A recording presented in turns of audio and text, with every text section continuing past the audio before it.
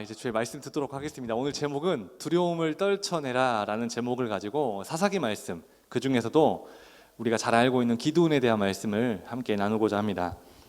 오늘 본문 말씀이 사사기 7장의 시작 부분을 보면 이제 이스라엘 백성들과 미디안의 군대가 이제 전쟁을 앞두고 서로 대치하는 장면이 그려집니다. 그런데 여기서 이스라엘의 지도자인 이 기드온을 묘사하는 장면을 우리가 좀 주목해 보고자 하는데요.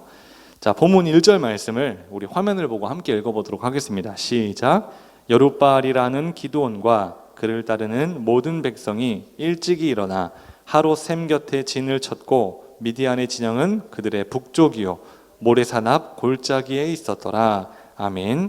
자, 성경이 지금 기드온에 대해서 설명을 하고 있는데 그냥 기드온이라 이렇게 이야기하지 않습니다. 뭐라고 기록을 하냐? 여룻바알이라 하는 기드온이라 이렇게 설명합니다. 사실 오늘 본문 말씀이 있는 이 사사기 7장은 기드온에 대한 이야기 중에 하이라이트라고도 할 수 있습니다. 가장 절정에 이르는 장면이 이 사사기 7장인데 거기에서 기드온에 대해서 설명을 할 때 그냥 기드온이라 이렇게 이야기하지 않고 여룻바알이라 하는 기드온이라 이렇게 묘사하고 있다는 것에 우리는 주목해 볼 필요가 있습니다. 성경이 괜히 기드온을 설명할 때 여룻바알이라 하는 기드온이라 이렇게 설명하지 않았다는 거예요. 여기 안에 우리를 향한 하나님의 아주 중요한 메시지가 담겨져 있습니다. 먼저 기드온에게는 여룻바알이라는 별명이 있었는데 이 별명이 언제 붙여졌는지 살펴보도록 하겠습니다. 자, 우리 본문 말씀이 사사기 7장인데 앞으로 한 장을 넘겨서 사사기 6장 말씀, 사사기 6장 32절 말씀을 우리 한번 함께 읽어보도록 하겠습니다. 잠도 깰 겸 사사기 6장 32절 말씀 함께 읽습니다. 시작. 그날에 기드온을 여룻바알이라 불렀으니 이는 그가 바알의 제단을 파괴하였으므로 바알이 그와 더불어 다툴 것이라 함이었더라. 아멘. 여룻바알은 기드온의 두 번째 이름이라고도 할 수 있습니다. 그런데 이 두 번째 이름, 즉 별명이 언제 붙었는고 하면 그가 기드온이 바알의 제단, 우상신의 제단을 무너뜨렸을 때 그것을 기념하기 위해 기드온의 별명인 여룻바알이라는 제2의 이름을 얻게 된 것입니다. 이 일을 통해 바알의 무력함을, 우상신의 무력함을, 하나님의 전능하심을 사람들에게 드러내 보였다라는 것을 상징하는 이름이 바로 기드온의 또 다른 이름이었던 여룻바알이라는 이름입니다. 저는 기드온에게 기드온과 여룻바알 이 두 가지 이름이 있었던 것처럼 저와 우리 청년들에게도 이 두 가지 이름이 있다고 생각이 됩니다. 하나는 우리의 의도와는 관계없이 붙여진 이름입니다. 제 이름이 김상윤인데요. 제 이름이 김상윤인 이유는 제 의도와는 전혀 관계없이 저희 부모님이 저에게 그 이름을 붙여주셨기 때문에 제 이름이 김상윤이 된 것입니다. 그런데 저의 또 다른 이름은 두 번째 이름, 기드온에게 여룻바알이라는 두 번째 이름이 있었던 것처럼 저의 또 다른 이름은 누군가가 제 삶에 개입해서 그 이름을 만들어주는 것이 아니라 제가 스스로 만들어가는 이름입니다. 기드온에게 기드온이라는 이름은 자기 의도와는 전혀 관계없이 붙여진 이름이었다면 여룻바알은 기드온의 믿음으로 붙여진 자기의 이름이었던 것입니다. 이렇게 두 번째 이름은 우리가 쌓아온 인격과 믿음의 삶의 발자취에 따라서 그 발자국에 따라서 후에 만들어지는 것입니다.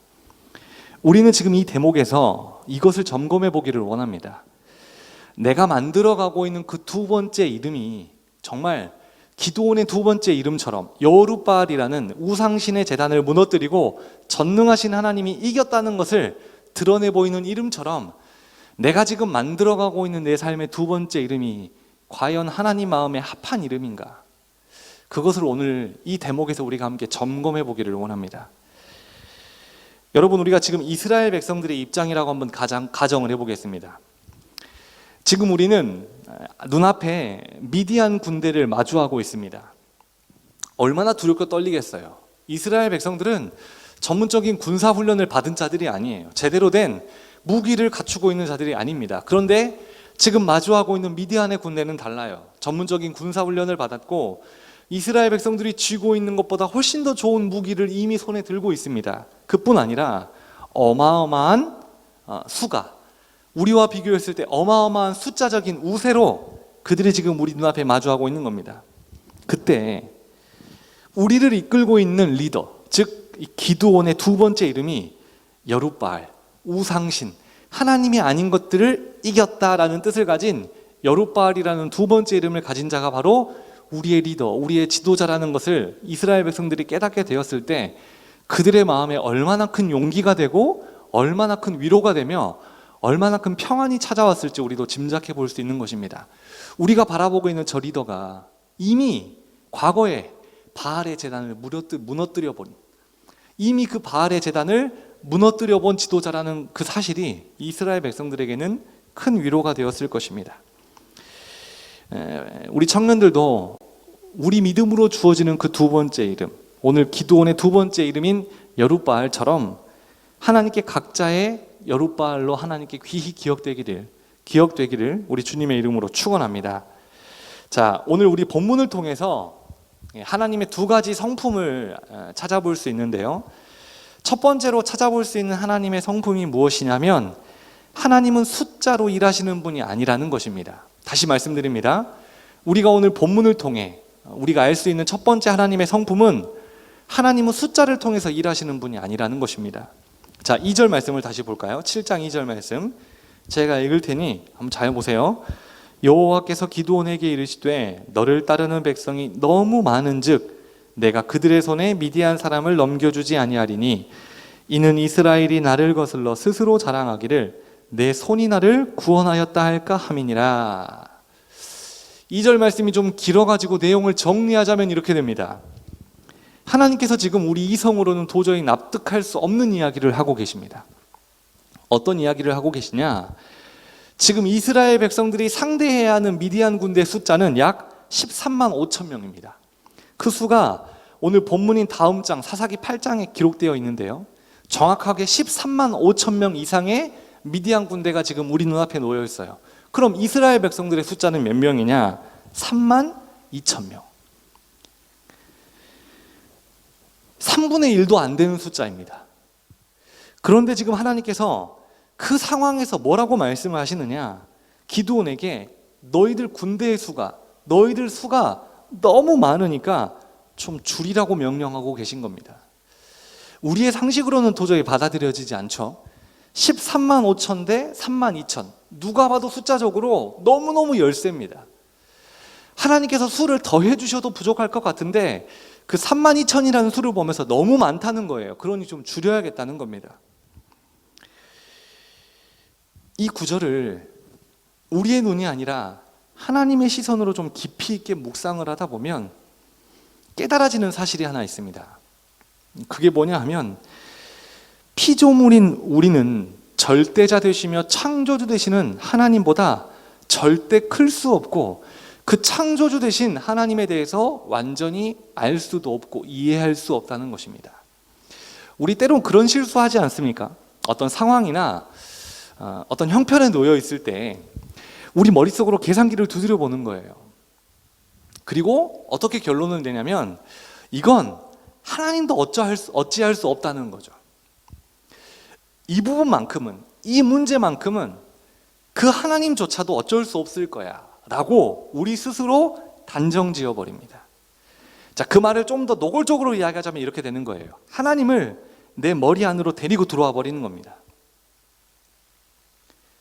얼마나 교만합니까? 피조물 주제에 창조주를 피조물보다 작게 만들어 버리는 거예요.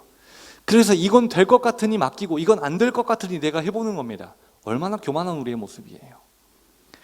그런데 이 13만 5천 대 3만 2천이라는 숫자적인 열세에 놓여있는 이스라엘 백성들, 기드온에게 너희들 숫자 너무 많으니까 좀 줄여야겠다, 줄여야 한다, 이렇게 명령하시는 하나님을 보면서 피조물 된 우리는 절대 창조주보다 클 수 없구나, 창조주를 완전히 알 수 없구나, 다 이해할 수 없구나, 이 겸손함이 우리에게 있어야 될 줄 믿습니다. 여러분, 우리의 비극 중 하나가 바로 이겁니다. 모든 것에 대한 기준이 바로 내가 된다는 거예요.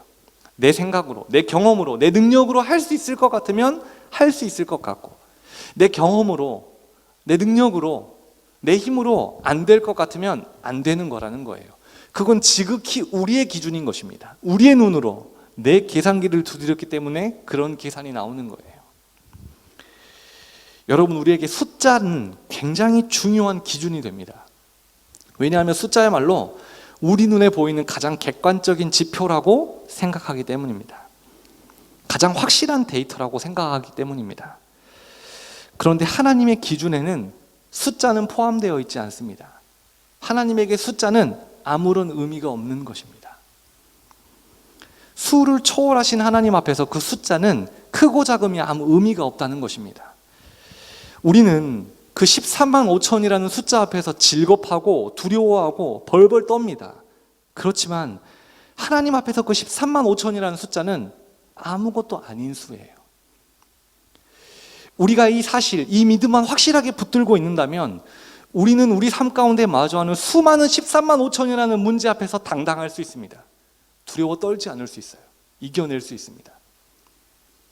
우리가 우리의 눈으로 13만 5천을 보니까 큰 수이고 거대한 수이고 절대적인 숫자가 되는 거지, 하나님의 기준으로, 하나님의 눈으로 그 13만 5천이라는 숫자를 바라보면 그 수는 아무 의미 없는 숫자가 되는 것입니다. 부탁드립니다. 우리 청년들, 여러분들의 눈으로 상황과 형편을 판단하지 마시고 하나님의 기준으로 그것을 바라보세요. 내 뒤에는, 나에게는 전능하신 하나님이 계십니다. 하나님에게는 13만 5천이 아니라 13억 5천이라는 숫자도 아무 의미 없는 숫자일 수 있습니다. 우리에게는 이 분명한 믿음이 필요합니다. 우리가 본문 말씀을 통해서 알 수 있는 하나님의 두 번째 성품이 무엇이냐? 하나님은 현실의 벽을 마주하고 두려워 떠는 자들을 사용하지 않는 분이라는 것입니다. 다시, 하나님은 현실의 벽을 마주하고 그 벽을 올려다보며 두려워하고 떠는 자들과 함께 일하지 않는 분입니다. 자, 하나님께서는 이 32,000이라는 숫자를 몇 명까지 줄이시냐면 300명까지 줄이십니다. 몇 가지 32,000이라는 숫자를 300으로 줄이시면서 몇 가지 검증하는 단계를 거치시는데요. 그 첫 번째 탈락 기준이 무엇이냐? 바로 두려움이었습니다. 볼까요? 본문 3절 말씀, 우리 3절 말씀을 함께 크게 읽어봅니다. 시작. 이제 너는 백성의 귀에 외쳐 이르기를 누구든지 두려워 떠는 자는 길르앗 산을 떠나 돌아가라 하라 하시니 이에 돌아간 백성이 22,000명이요 남은 자가 10,000명이었더라. 32,000명에게 이렇게 이야기하고 하신 거예요. 두려운 자들 돌아가라는 거예요. 두려운 자들, 지금 13만 5천 앞에서 두려워 떠는 자들 돌아가라는 거예요. 그때 몇 명이 돌아가냐? 32,000 중에 22,000이 도망갑니다. 돌아가 버립니다. 이제 10,000명이 남았습니다. 여러분, 하나님의 기준은 우리에게도 동일하게 적용이 됩니다. 하나님께서는 우리를 짓누르고 억누르고 있는 현실의 벽 앞에서 우리가 두려워 떨기를 원치 않으십니다. 하나님의 백성인, 하나님의 자녀인, 하나님을 내 편으로 끌어들인 우리가 현실의 벽을 마주하고 13만 5천이라는 현실의 벽을 마주하면서 두려워 떠는 것을 원치 않으세요. 하나님은 그 13만 5천 앞에서 두려워 떠는 자들과 함께 일하지 않으신다는 것입니다. 지난 일주일의 삶을 되돌아보면 우리 청년들 마음 안에, 어쩌면 지금도 그럴 수 있습니다. 우리 청년들 마음 안에 세상을 향한 두려움이 있을 수 있습니다. 그게 사람에 대한 두려움일 수 있고 내 앞에 내가 해결해야 되는 여러 가지 과제일 수 있어요. 그게 관계일 수 있고 각자가 가지고 있는 어떤 두려움을 가지고 이 자리에 왔을 수 있습니다. 그런데 여러분, 우리가 잊지 말아야 되는 것은 하나님은 그 현실의 문제를 앞두고 두려워 떠는 자들과 함께 일하지 않으신다는 것입니다. 우리는 이 사실을 무섭게 받아들여야 합니다. 우리는 매일을 두려워하며 살아갑니다. 매일을 현실의 벽을 마주하면서 13만 5천이라는 숫자를 보면서 떨며 살아갑니다. 그런데 하나님은 그것을 원치 않으신다는 거예요. 그런데 말이 쉽지 여러분. 솔직히 이 상황에서 안 떨리는 사람이 누가 있어요? 그렇지 않아요? 두렵지 않은 사람이 어디 있습니까? 지금 당장 내 눈앞에 14만 5천이라는 숫자가 없어서 그렇지 얼마나 무섭겠어요? 얼마나 두렵겠습니까? 당장 5명만 내 앞에 있어도, 나를 죽이려고 하는 당장 한 사람만 내 눈앞에 있어도 우리 너무너무 무서울 것 같은데 13만이라는 5천 숫자를 앞에 두고 두렵지 않을 사람이 어디 있겠습니까? 자, 7장 12절 말씀을 보세요. 7장 12절 말씀. 미디안과 아말렉과 동방의 모든 사람들이 골짜기에 누웠는데 메뚜기의 많은 수와 같고 그들의 낙타의 수가 많아 해변에 모래가 많음 같은지라. 지금 이스라엘 백성들이 지금 어떤 어려움, 얼마나 두려운지를 보여주고 있는 구절입니다. 미디안 군대가 얼마나 많으면 해변에 모래같이 많대요. 얼마나 많게 느껴졌으면 그렇게까지 표현했을까 싶어요. 셀 수가 없다는 거예요. 그렇겠죠. 그러니 당연히 두렵고 떨립니다. 그건 어쩔 수 없는 문제예요. 그런데 우리가 여기서 분명히 알아야 되는 사실은 하나님께서 이스라엘 백성들에게, 그리고 오늘 우리에게 분명하게 말씀하고 계십니다. 신명기 20장 1절 말씀, 우리 화면을 보고 믿음으로 한번 고백해 봅시다. 하나님께서 우리에게 이렇게 말씀하십니다. 시작. 내가 나가서 적군과 싸우려 할 때 말과 병거와 백성이 너보다 많음을 볼지라도 그들을 두려워하지 말라. 애굽 땅에서 너를 인도하여 내신 내 하나님 여호와께서 너와 함께 하시느니라. 아멘. 두려워하지 말라는 거예요. 떨지 말라는 거예요. 왜냐하면 애굽에서 이스라엘 백성들을 건져낸 내가 지금 너와 함께 하고 있다는 겁니다. 아이를 키우다 보면 아이들과의 관계 안에서도 자기들끼리도 크고 작은 다툼이 생깁니다. 같은 핏줄끼리 싸울 때는 그게 괜찮은데 다른 핏줄과 싸울 때 문제가 되는 거예요. 예를 들면 이런 겁니다. 저희 집 앞에 공원이 하나 있거든요. 공원에 나가서 아이들이 재밌게 놀다가 다른 집 아이들과 시비가 붙습니다. 어떤 이유로? 예를 드는 거예요. 예를. 그랬다는 게 아니라 시비가 붙어요. 그때 그 시비가 딱 붙었을 때 어떤 집 아이가 당당하게 두려워하지 않고 큰 소리를 낼 수 있을까요? 잘못하지 않은 아이가 큰 소리를 낼 것 같습니까? 죄가 없는 아이가 어깨를 쫙 펴고 당당할 수 있을까요? 두려워하지 않을까요? 어떤 아이가 어깨를 펴고 당당할 수 있을까요? 큰 소리 칠 수 있을까요? 고개를 이렇게 들 수 있을까요? 엄마 아빠가 옆에 있는 애가 그렇습니다. 엄마 아빠가 옆에 있는 애들이 당당해요. 두려울 게 없습니다. 눈에 보이는 게 없어지는 거예요. 옆에 누가 있으니까? 엄마 아빠가 있으니까. 제가 그걸 보면서 이걸 느끼는 거예요. 내가 지금 현실을 두려워하는 이유는, 저 사람을 두려워하는 이유는, 내 앞에 있는 문제를 두려워하는 이유는 지금 나와 함께 하시는 하나님을 내가 신뢰하지 못하고 느끼고 있지 못하기 때문입니다. 그 외에는 다 핑계예요. 여러분 그렇지 않습니까? 내가 현실에 더 두려워 벌벌 떨고 있는 이유는 사실 그거예요. 사실 그겁니다. 오늘도 우리에게 애굽에서 이스라엘 백성들을 건져낸 내가 너와 함께 있다고 말씀하시는 하나님이 느껴지지 않기 때문에, 그 하나님을 내가 신뢰하지 않기 때문에, 그래서 내가 두려운 겁니다. 그래서 내가 무서운 겁니다. 만약에 내 옆에 그 하나님이 나와 함께 하신다는 분명한 믿음이 있고 그 하나님이 느껴진다면 두려울 게 뭐가 있겠어요? 13만 5천이요? 아니요. 13억 5천이라도 괜찮습니다. 지금 여러분들을 두렵게 하는 문제가 무엇인지, 어떤 사람이 여러분들을 두렵게 하는지, 어떤 형편이나 어떤 상황이 여러분들을 두렵게 하는지 저는 다 알지 못합니다. 하지만 여러분들이 분명하게 점검하고 체크하고 다시 확인해야 될 게 내가 두려워하고 있는 근본적인 이유입니다. 내가 그 사람을 왜 두려워할까? 내가 그 문제를 왜 두려워할까? 내가 왜 그 관계를 어려워할까?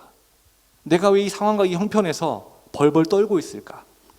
그 문제의 핑계를, 답을 찾고 깊이 들어가면 결국 그겁니다. 나와 함께 하시는, 나와 함께 하시겠다고 오늘도 지금도 말씀하시는 하나님을 내가 온전히 신뢰하지 못하고 있기 때문입니다.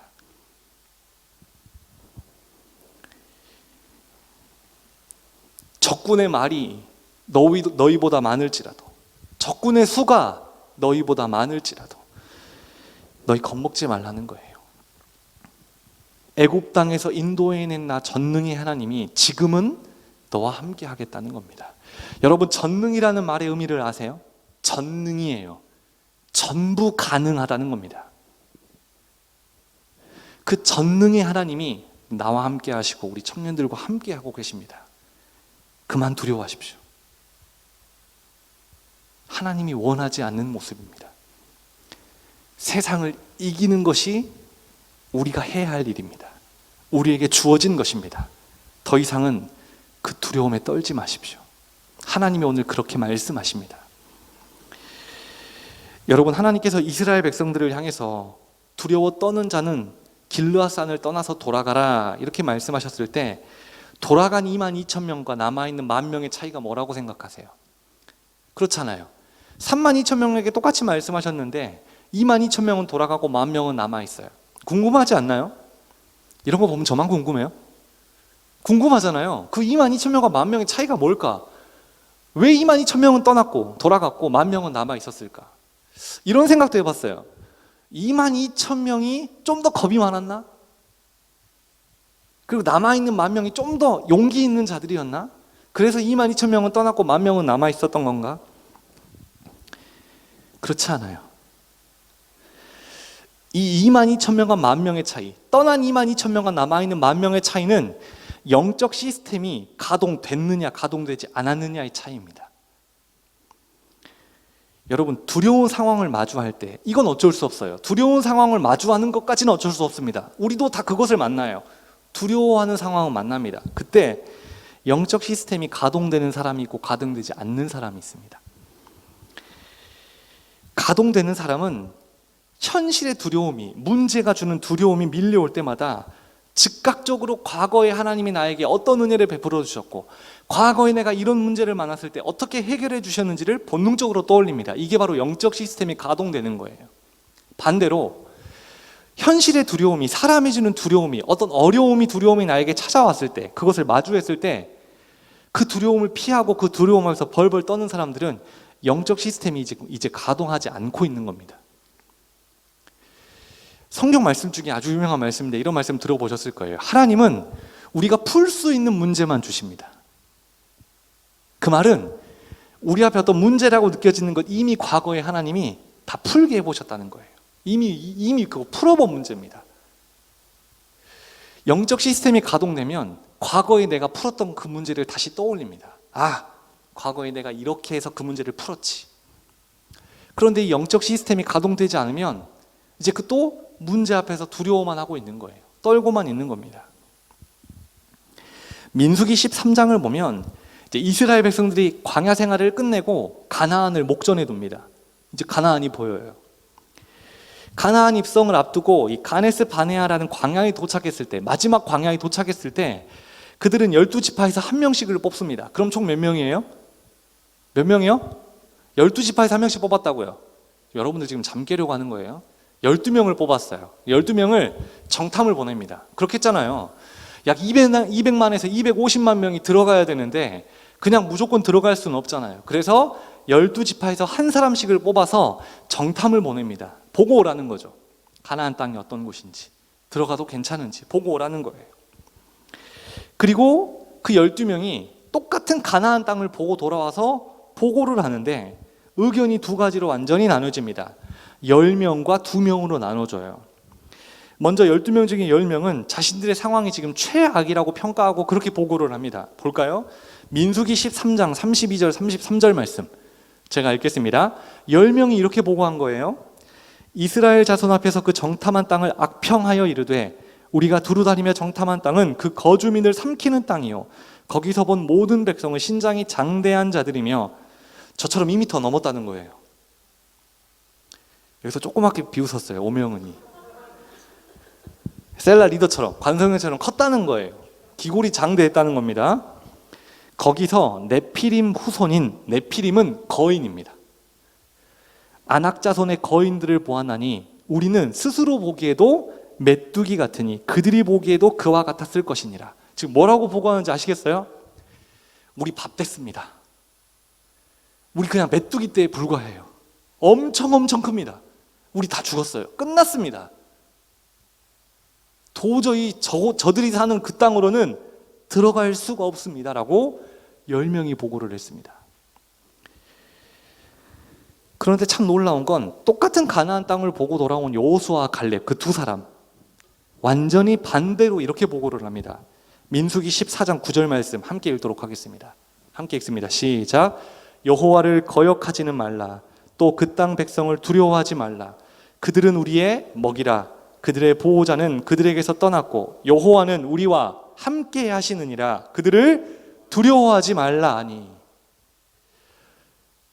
아까 그 10명은 우리는 저들의 밥이라고 했는데 여호수아와 갈렙은 뭐라고 보고를 하냐? 저들이 우리의 밥이라는 거예요.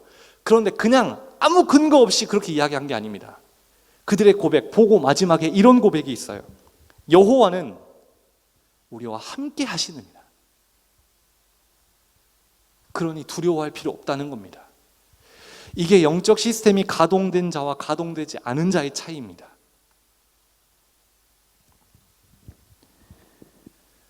지금 10명과 두 사람이 다른 땅을 보고 온 게 아닙니다. 똑같은 땅을 보고 왔어요. 똑같이 13만 5천을 보고 왔다는 거예요. 지금 눈앞에 똑같이 13만 5천이 놓여 있는 겁니다. 그런데 10명은 영적 시스템이 전혀 가동되지 않았습니다. 두려움에 떨고만 있는 거예요. 그런데 이 두 사람은 13만 5천을 봤음에도 불구하고 영적 시스템이 가동됐습니다. 두려워하지 않는 거죠. 왜냐하면 하나님이 함께 하시고 있다는 분명한 믿음이 있었기 때문입니다.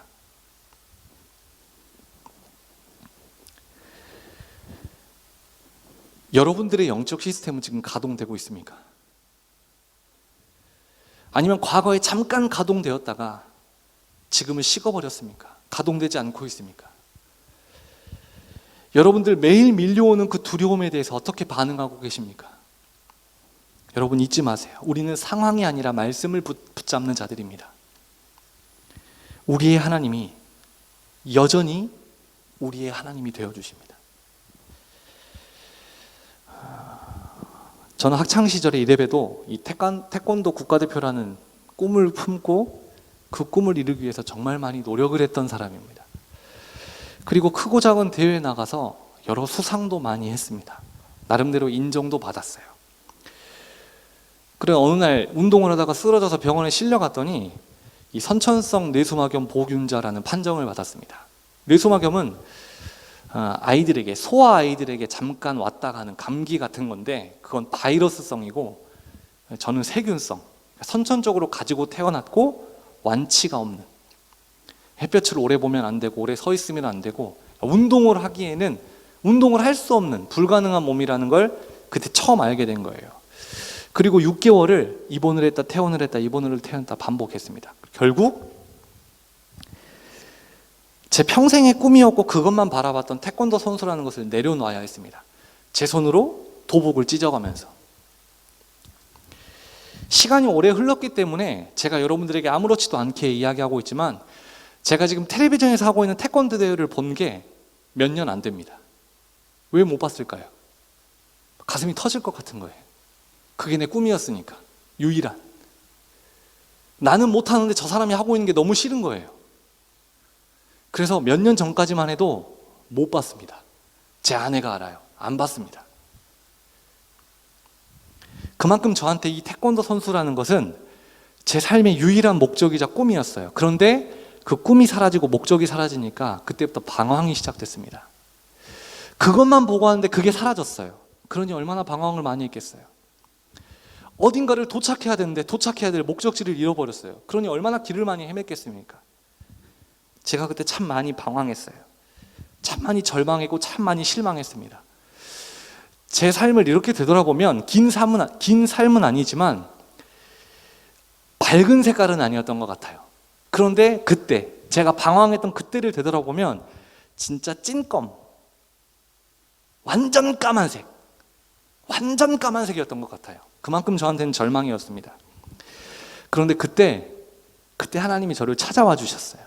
제 인생의 가장 캄캄한 때, 가장 절망스럽고 가장 실망스러운 그때 하나님이 저를 찾아와 주셨어요. 제가 은혜를 많이 받았다는 거예요. 제가 그럼 여러분께 물을게요. 제가 하나님께 은혜를 많이 받았어요. 그리고 저한테 변한 게 있을까요? 없을까요? 제 상황이나 형편이 변한 게 있었을까요? 없었을까요? 없었습니다. 하나님이 저를 찾아와 주시고 제가 은혜를 받았다고 해서 저를 괴롭히던 선천성 뇌수막염, 세균성 뇌수막염이 저에게서 없어진 게 아니에요. 여전히 저는 몸이 아팠고 여전히 저는 그 꿈이 사라진 상태였습니다. 즉 상황이나 형편은 그대로였다는 거예요. 그런데 가장 중요한 게 바뀌었습니다. 뭐가 바뀌었을까요? 제가 바뀌었습니다. 그 문제를 바라보고 두려움을 바라보는 제가 바뀐 거예요. 그 문제 앞에서, 그 두려움 앞에서 아무것도 할 수 없는 무기력한 저였는데 하나님이 나와 함께 하신다는 그 믿음, 그 은혜를 제가 받으니 저를 그토록 괴롭혔던 두려움이, 절망이, 실망이 괜찮아지더라고요. 별것 아닌 게 되더라고요. 여러분, 마태복음 14장을 보면 풍랑을 만나서 두려워 떠는 제자들에게 예수님께서 이렇게 말씀을 하십니다. 말씀 한번 띄워주실래요? 마태복음 14장 27절 말씀. 자, 앞에 화면을 보고 함께 읽어봅시다. 시작. 예수께서 즉시 이르시되 안심하라, 나니 두려워하지 말라. 풍랑 가운데 어려움을 겪고 있었으니 우리의 상식이면 예수님이 나타나자마자 뿅 하고 뭐 없앴어야 돼요? 풍랑 없앴어야죠. 그런데 풍랑 그대로였습니다. 그런데 예수님께서 제자들에게 뭐라고 말씀하시냐? 안심하라, 나니 두려워하지 말라. 내가 왔으니 그만 걱정해. 내가 왔으니까 그만 두려워해. 제자들에게 처음으로 이 말씀을 건넨 것입니다. 이게 뭘 의미하냐? 예수님께서는 자신의 제자들이 거친 풍랑이라는 상황 가운데 영적 시스템이 제대로 가동되기를 원하셨던 것입니다. 사도 바울도 디모데후서 1장 7절을 보면 두려움에 대해서 이렇게 말씀합니다. 하나님이 우리에게 주신 것은 두려워하는 마음이 아니요 오직 능력과 사랑과 절제하는 마음이니. 두려워하는 마음, 하나님이 주신 마음이 아니라는 겁니다. 하나님이 나와 함께 하시는데 왜 두려워해야 합니까? 무엇 때문에 떨어야 합니까? 왜 그 두려움에 사로잡혀 살아야 합니까? 하나님이 주신 마음이 아니라는 거예요. 여러분, 하나님은 우리에게 능력을 주시는 분이고 사랑을 주시는 분이고 절제를 주시는 분이지 두려움을 주시는 분은 아닙니다. 우리는 그런 하나님을 바라봐야 합니다. 베드로가 예수님을 바라봤을 때는 물 위를 걸었습니다. 그런데 그 시선을 바다로 돌리니까 물에 빠지기 시작했어요. 여러분, 이게 뭘 의미할까요? 예수님께 시선을 고정시키면 두려움이 사라진다는 것입니다. 두려움을 이겨낼 수 있다는 거예요. 그런데 그런 우리의 시선을 예수님이 아닌 상황을 바라보게 되고 문제를 바라보게 되면 우리는 그 상황에 매몰되게 되고 환경에 매몰되게 된다는 것입니다. 인생의 위기가 찾아왔을 때, 어떤 두려움이나 문제가 몰려올 때, 내 인생에 13만 5천이 나를 찾아왔을 때 하나님께서 항상 나와 함께 하신다는 이 믿음이 저와 우리 청년들에게 가득하게 되기를 주님의 이름으로 축원합니다. 오늘 말씀을 정리하겠습니다. 성경에서 하나님 손에 붙들려서 쓰임받았던 사람들의 공통점을 보면 다 상처가 있는 사람들이고 연약한 자들이었다는 거예요. 오늘 기드온도 마찬가지입니다. 그런데 하나님께서는 기드온을 세우셔서 이스라엘 리더로 세우셔서 이스라엘에 큰 승리를 허락하셨습니다. 기드온을 사용하셔서 승리를 허락하신 하나님께서는 오늘 이 자리에 있는 겁이 많고 두려움이 많은 우리를 똑같이 사용하셔서 큰 승리를 경험하게 하시는 전능의 하나님이심을 믿으실 수 있기를 바랍니다. 기드온에게는 바알의 제단을 무너뜨렸다라는 뜻을 가진 여룻바알이라는 두 번째 이름이 있었습니다. 틀림없이 하나님은 그 여룻바알이라는 이름을 기뻐하셨을 거예요. 하나님을 기쁘게 하시는 것, 그게 저와 우리 청년들이 창조된 목적 아닙니까? 우리도 우리 안에 있는 우상들을 무너뜨리고 우리 가정에 있는 우상을 무너뜨리고 직장과 세상에 있는 우상들을 무너뜨려서 하나님이 기뻐하는 그 두 번째 이름을 우리도 소유해야 되지 않겠습니까? 각자의 여룻바알이 필요하다는 겁니다. 여러분, 그리고 하나님은 숫자에 별로 관심이 없는 분입니다. 숫자로 일하시는 분이 아니에요.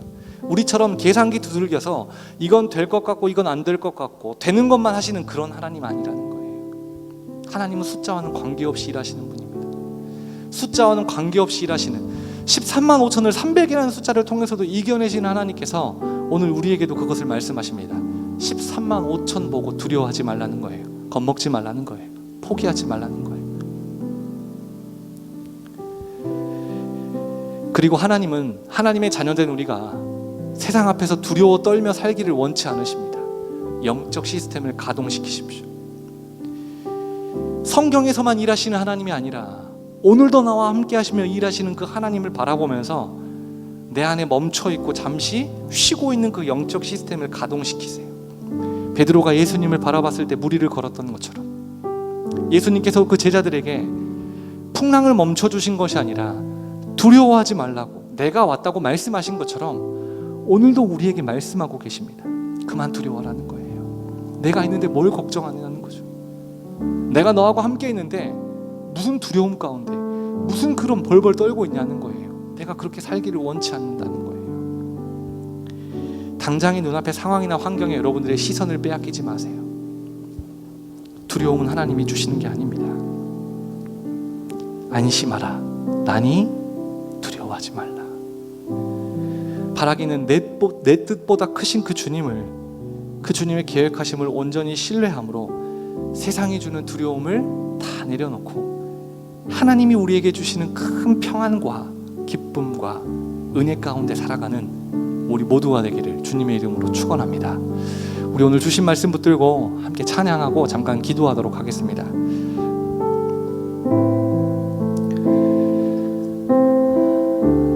주님을 보게 하소서라는 찬양인데, 이 찬양의 가사처럼 나를 지금 어렵게 하고 두렵게 하는 상황이나 형편 보지 말고 우리가 정말 주님을 바라볼 수 있었으면 좋겠습니다. 앞에 불 꺼주시고 조명만 켜주세요.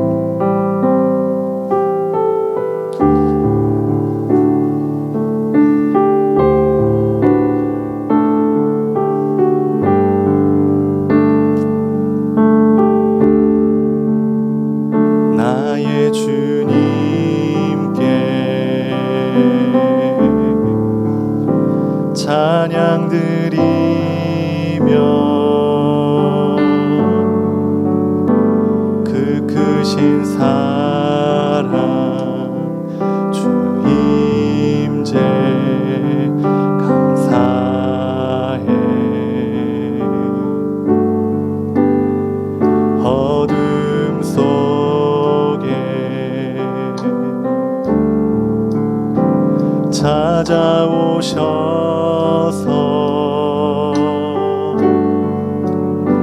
주님의 영광 보게 하시네.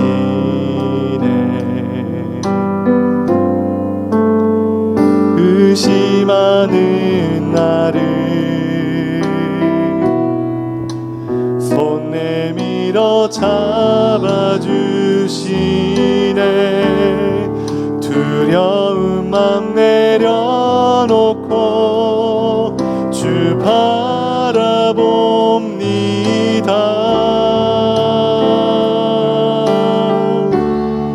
주님을 보게 하소서.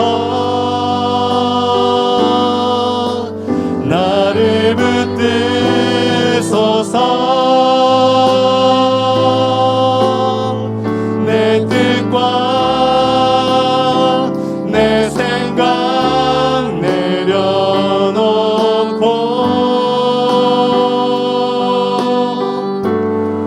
주님 앞에 나 엎드려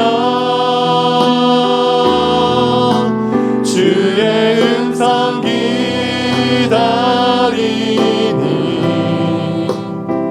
나를 부르실 때 믿음으로 걸어가니. 우리 처음부터 다 같이 고백합시다.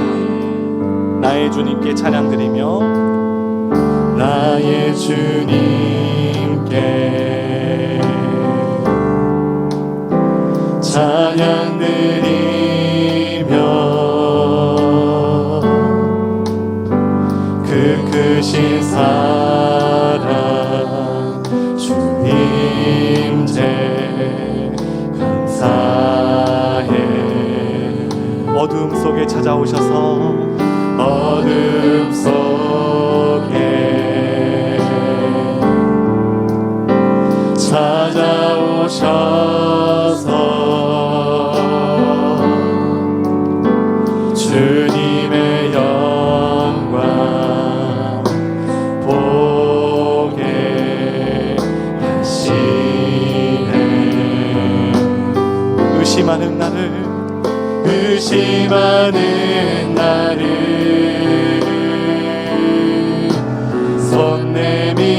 잡아주시네.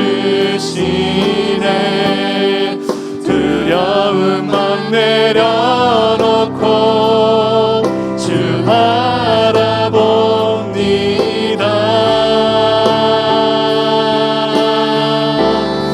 주님을 보게 하소서.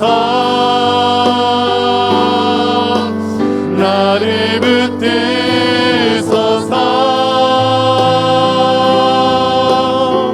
내 뜻과 내 생각 내려놓고